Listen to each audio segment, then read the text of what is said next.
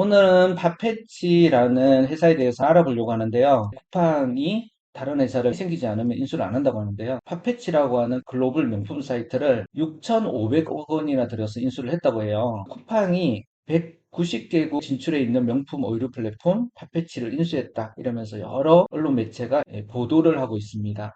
팟패치라는 회사는 이 브랜드 코너로 가보시게 되면요. 다양한 브랜드 제품들을 판매하고 있고, 세일 제품 가볼까요? 세일하고 있는 이 제품들, 가격이 비싸네요. 800만 원짜리 500만 원에 판매하는 이 명품, 니트스, 이런 제품들이 새로운 제품들인데, 명품답게 가격대가 100만 원 정도 형성이 되어 있고 200만 원짜리도 있고요. 이렇게 명품을 판매하는 사이트가 되겠습니다.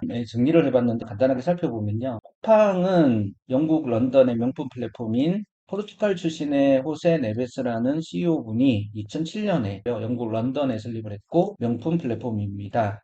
700개 정도 브랜드가 있다고 하고요. 명품 시장 규모가 500조 정도 된다고 합니다. 대형 적자를 내고 있던 팟패치가 NGG를 인수한다. 이런 뉴스가 나왔었습니다. 왜 쿠팡이 팟패치를 샀을까? 명품 패션 분야의 역량을 강화하기 쿠팡하면 명품이다. 백화점에 도전할 수 있는 고급화 전략 중에 하나다. 이렇게 보는 시각이 있었고요. K패션이 해외로 진출할 수 있는 기반을 마련하기 위한 것이다. 로켓 배송으로 빠르게 배송시키는 샤넬 제품을 로켓 배송으로 받아볼 수 있는 쿠팡 물류와의 시너지를 위한 의도가 있는 것 같다. 기자님께서 이렇게 분석을 했는데 기자님도 말씀을 하셨지만 정말 쿠팡이 이런 의도를 가지고 팟패치를 샀을까 하는 것은 좀 의문이라고 합니다. 왜냐하면 쿠팡이 두 개 회사가 있더라고요. 그 중에 미국 법인이 쿠팡 INC인데요. 뉴욕 증시에 100조 원으로 상장을 했었죠. 그 당시에 굉장히 큰 뉴스 나왔었는데요. 주가가 계속 힘을 쓰지 못하고 계속 떨어지는 상황이었다고 합니다. 주가가 떨어진 이유는 한국에서 대부분의 매출이 발생하는 기업이다 보니까 글로벌 매출이 발생하지 않는다는 거죠. 그리고 우리나라 시장을 보게 되면요. 중국, 미국은 오프라인의 15 정도가 온라인화 되어서 개척이 안 된 부분이 많다는 거죠. 근데 우리나라는 벌써 44% 정도가 온라인화 되었다고 합니다. 많이 온라인화가 됐는데 그만큼 레드오션이 됐다는 거죠. 더 이상은 개척할 장소가 없다. 이렇게 되어 있다는 거죠. 쿠팡 주식이 뜨지 않는 발전 가능성이 적어서 주가가 제자리 걸음을 하게 되는 상황이었다고 합니다. 많은 돈을 들여서 기업 가치를 올리는 거죠. 쿠팡이 글로벌 진출을 할지 않은 건 아니에요. 일본에 진출했는데 2년 만에 실패를 했다고 하고요. 대만도 잠재력이 있어서 시도를 하고 있는데 너무 많은 투자금이 들기 때문에 고려만 하고 있는 그런 상태라고 합니다. 한국 패션이 정말 해외로 나갈 수 있을까? 쿠팡이 인수한 팟패치를 통해서 한국의 K 패션이 전 세계로 팔려나가고 한국 패션의 가치가 명품의 가치로 계속 올라갈 수 있을까 생각도 해볼 수 있는데요. 가능할 것 같긴 하지만 쉽지 않은 상황일 것 같기도 하고요. 진행되는 것으로 살펴봐야겠죠. 팟패치는 크롤링도 많이 하는 사이트죠. 매치스 패션하고 팟패치 두 개가 쌍벽을 이루는 상황이었는데 명품 구매 대행 이제 크롤링을 계속 하는 것이 좋을까? 특히 팟패치에서 크롤링을 하는 거는 쿠팡이 팟패치를 인수를 해버렸기 때문에 팟패치가 한국 쇼핑몰처럼 된 거잖아요.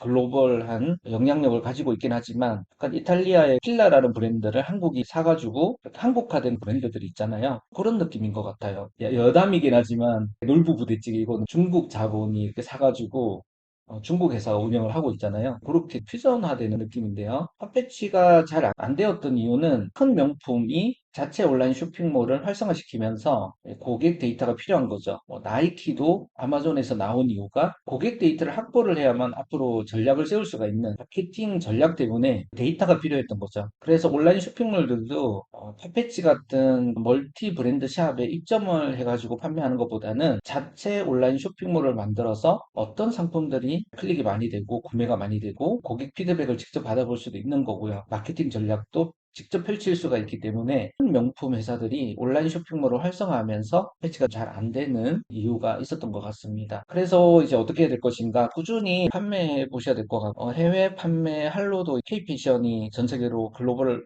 시장에 진출할 수 있는 활로가 마련됐다고 하니까 해외 판매를 할 수 있는 방법들도 찾아보면 좋을 것 같습니다. 그리고 저희 협력사 중에서 김 사장님, 유로살롱 이런 분들이 명품에 대해서 교육을 해드리고 있잖아요. 도매 가격으로 구입해서 국내 마켓에 판매할 수 있는지 노하우들도 알려드리고 있기 때문에 좀 고가의 교육이긴 하지만 관심 있으신 분들은 들어보셔도 좋을 것 같고요. 명품과 다양한 제품을 크롤링하면서 명품을 하셨던 분들은 다른 제품도 올려보시고요. 또 다른 제품 하셨던 분들은 명품도 판매를 해보시면 좋을 것 같아요. 어쨌든 다양한 상품, 다양한 마켓에 계속 시도를 해보면서 트렌드를 살펴보시고 그 트렌드가 고정되어 있는 게 아니라서 계속적인 시도가 중요한 것 같습니다. 올해 2023년이 가고 2024년 새해가 되잖아요. 중요한 게 꾸준하게 개발을 하고 제품을 업데이트하는 게 중요한 것 같아요. 고객분들의 요청사항들은 계속 듣고 하루하루 조금씩이라도 발전해 나가는 게 중요하다고 생각하는데 셀러님들께서도 날마다 꾸준하게 하루에 정말 100개는 꼭 상품을 올려보셨으면 좋겠어요. 미루고 이렇게 하다가 한 방에 상품을 많이 올리려고 생각하시기보다는 꾸준하게 날마다 상품을 100개라도 1000개라도 계속 올려보시는 게 중요하다고 생각합니다. 그리고 마케팅과 브랜딩에 대한 공부를 하시는 것이 살아남을 수 있는 방법인데요. 오프라인 매장도 어떻게 하면 사람들이 올 수 있을까? 이런 것을 온라인에서 마케팅을 하잖아요. 요즘은 자사몰보다는 오픈마켓 쪽에서 이제 제품을 판매하고요. 그리고 브랜딩 같은 경우는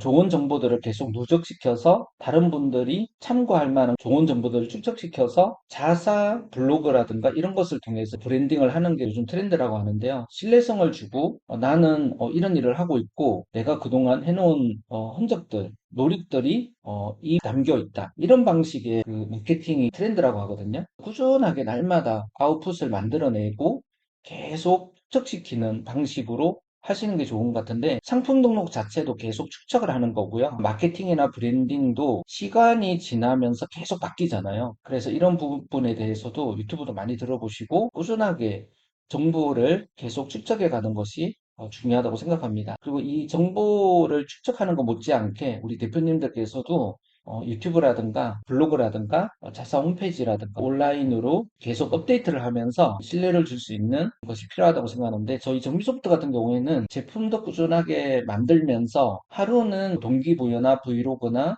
최근 제가 공부하고 있는 마케팅 브랜딩에 대한 내용들, 솔루션도 하루아침에 다 공부하기가 쉽지 않거든요. 최근 기술에 대한 이해라든가 AI나 기술자들과의 소통이 미래 인재에 있어서 가장 중요한 요소거든요. 옛날에는 외국인들하고 대화하고 소통하는 게 중요했지만 최근에는 갤럭시가 동시통역 앱까지 만들어내는 AI 기반의 그런 걸 만들어내잖아요.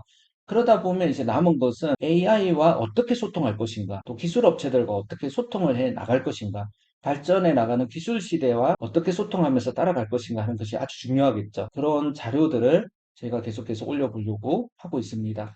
아무튼 저희 솔루션 통해서 상품을 등록하는 과정이 쉽지 않으실 거예요. 쉽지 않기 때문에 심사임당님이 말씀하신 것처럼요. 지금은 장벽처럼 느껴지지만 나중에는 이것이 바로 울타리가 된다. 그 울타리 안에 있으면 다른 사람들은 쉽게 그 울타리를 넘어올 수 없는 안전지대가 되는 거죠. 꾸준하게 상품도 등록하시고 마케팅에 성공하시는 새해가 되셨으면 좋겠습니다.